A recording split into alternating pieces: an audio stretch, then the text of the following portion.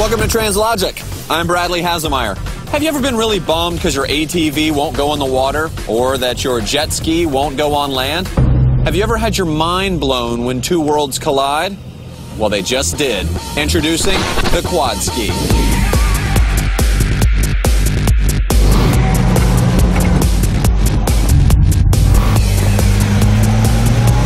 And thus begins our ATV portion of the exercise. I use my thumb to shift right here. Just like in your car, maybe if you have an automated manual, you tap up, tap down. That's exactly how this is. This automatic BMW engine's really impressive. In front of me is a display that's showing the different gears. It's a 5-speed. I've got my lanyard, same kind of thing that you'd have on a jet ski. If for some reason I get thrown from this, it shuts off, which is nice. All 4 wheels brake when I pull the brake. The engine braking, let off of the engine. Slows me down pretty well. Going up this big hill. Yeah, no problem.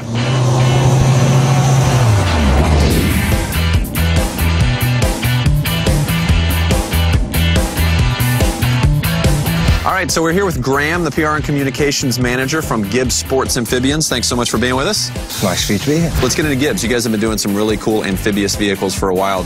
Well, we've worked for the last sort of 15 years on our idea of making amphibious vehicles that can be fast on land and fast on water and change between the two quickly, which has never really been successfully done before.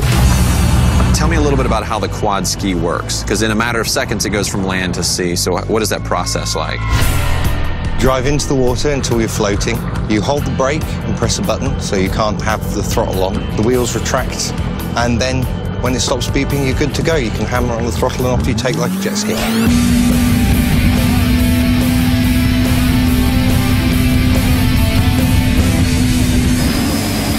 That's crazy. I was just on the land going 45 miles an hour around a sandy track, and now I'm just out here in this channel. It really is stable. I mean, you can get a nice little bit of lean. I don't want to take it too sharp, but...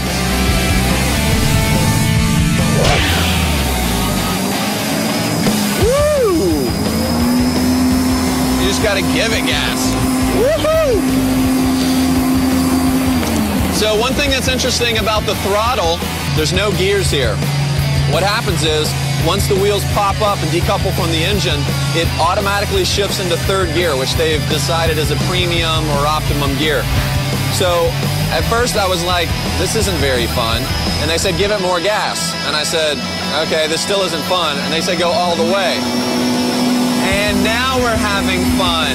There it is. One thing that's great about the construction of this is that the hull, which is one piece of composite, is actually 2 layers. There's composite foam and composite, and that's so if you're out on the track or you're going through the woods, you end up scraping the underside, you can still get in the water and not sink. Something I appreciate, not sinking.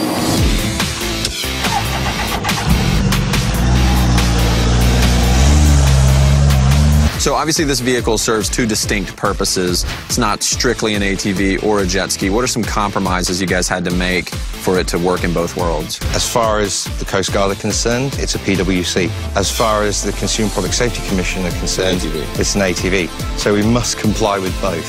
For instance, the lights that are on the front, ATVs have to have lights now. But the Coast Guard will not allow a PWC to have lights on it. So as part of the transition process, the lights are disabled. The jet ski aspect to this is really interesting because you guys had to package a much smaller, much lighter jet than is on the market. One of the reasons we have the engine we do, the BMW K1300, right, is because it's one of the best in terms of power to weight ratio in its class, and we need something that can convert that without giving us a lot of extra weight to carry. We had to design our own jet unit that would be shorter and lighter. Is there a thought of maybe going electric? We've got no problem with the idea of being electric in the future, but we need to choose the best available power plant we can that gives us the best power to rate.